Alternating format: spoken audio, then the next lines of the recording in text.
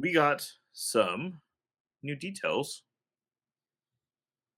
about the villain show and nighttime parade. The villain show, I don't care about. Straightforward. Why?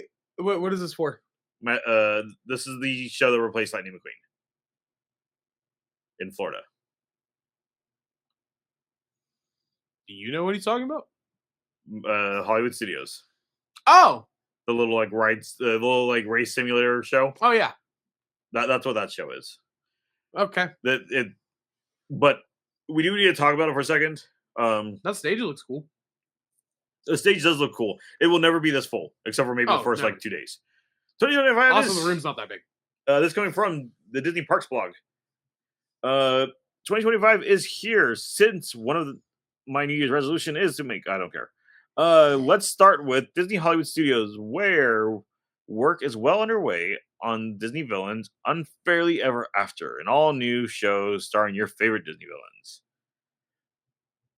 If you asked them, our villains would probably try to convince you that they've been treated unfairly over the years. The new show, The Magic Mirror, has summoned us to hear them out. Never are ones to let dramatic performance pass them by. Cruella de Vil, Captain Hook, Maleficent will break through the glass and take the stage to prove once and for all why they are the most misunderstood. In the end, it will be up to you to make the final call in delightfully wicked finale filled with dozens of the most infamous evildoers awaiting your decision from within the mirror's realm. The show already sounds boring. Straightforward. What's the point of having villains and not heroes? Okay, I think this is trying to give people like the here's your little taste and spoon for Villain's Land. Yeah. That is still very much way too early in production, but supposedly was shovel ready. Gotta love tomorrow. Okay, but to me, this is just this is one of the problems we have kind of with Imagineering, that they're not being very creative. And this was, how do we make something quick? And better yet, the way that's worded, how do we profit off Wicked? I guess. But my issue with it is, how do you tell a story about villains without heroes? Because this is a show, which means it's telling a story. No, I think this is going to be more dance party than anything. Oh, God. I think this is going to go more dance party than anything. Oh. Of them convincing you why they are, not a villain. No. Like, I mean, the sing-along in Hollywood Studios for Frozen, to me, works because the live performers are so good at improv. And they're carrying the show. Yeah. I agree. This, I don't see anything helping it.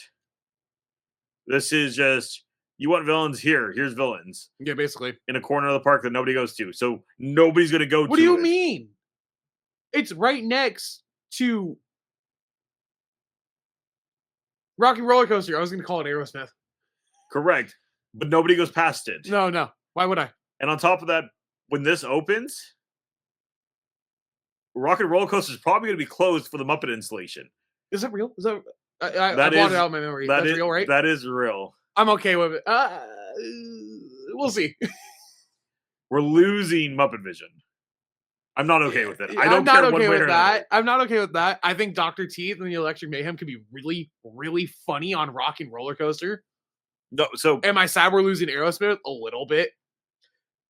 Anyways, Aerosmith, to me, being lost, that doesn't bug me. That's cost cutting. Yeah, but there's no licensing. Loving a roller coaster. No, don't get me wrong. The music works well with it, but I think Dr. Teeth could do well with it, especially if they decide to go more like Guardians and have rotational songs, because then you give a different. Oh my god, I think that is the best practice in modern amusement park. But is rotational experiences. My biggest problem with Disney Villains Unfairly Ever After. Okay. So we're closing down a theater space to put this in here. Yeah. And to put Muppets right next to it. So it means this corner is a mess. Oh, yeah. Because it's right next to also the Tower of Terror. So this quarter is It a was mess. already a mess. Not really. Tower of Terror and Rock and Roller Coaster go right there with each other. You think so? They're both in Hollywood.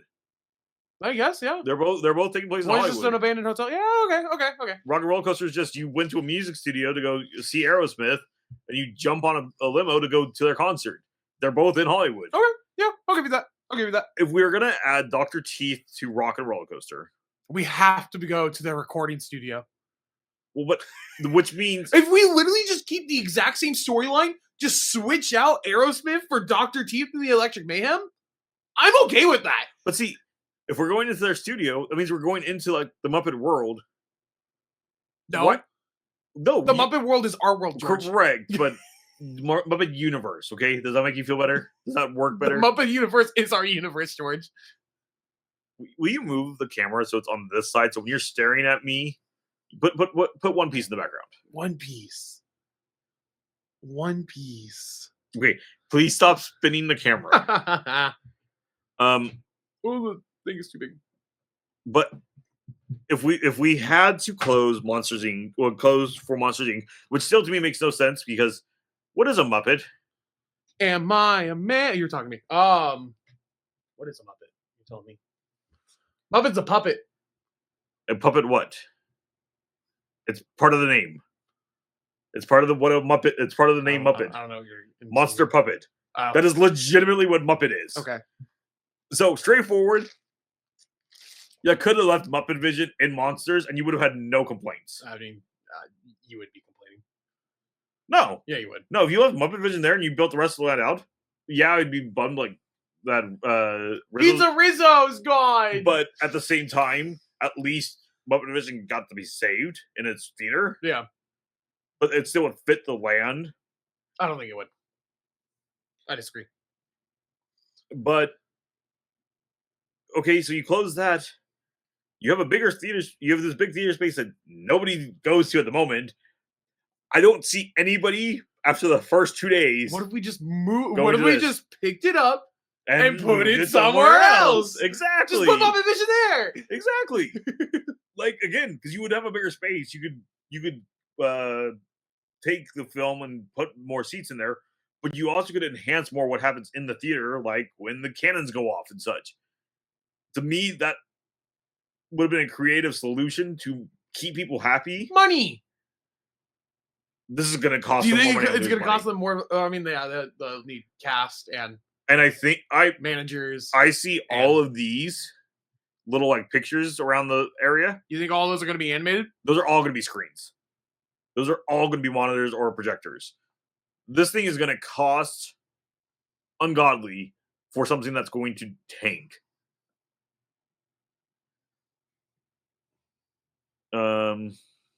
Nighttime parade. I was trying to see if there was anything else about it. That's the most information we've gotten on that little thing. Wait, go back down. So, the Deadly Game team has spent nearly 2 years developing the cutting-edge stage design, thrilling effects, and catchy live musical numbers that will celebrate the villains we love to hate. Like I told you, it's going to be a dance party. There will be drama. There will be laughs. There will be something for everyone. Why is this so dramatic? When the show opens this summer alongside The Little Mermaid, a musical adventure. Okay.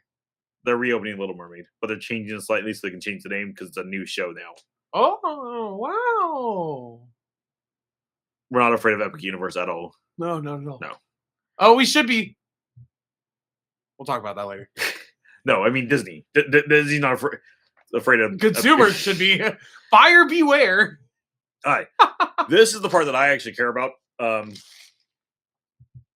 don't know if I've told you this too much. You ready for a little side tangents? So, back over to you for a quick second. November, we're going on a cruise. We are going on a cruise. We're going to Florida. Did you know Did I know? a round trip Uber from MCO to the Magic Kingdom is about an $80? That's not bad. That's not bad. That's not bad.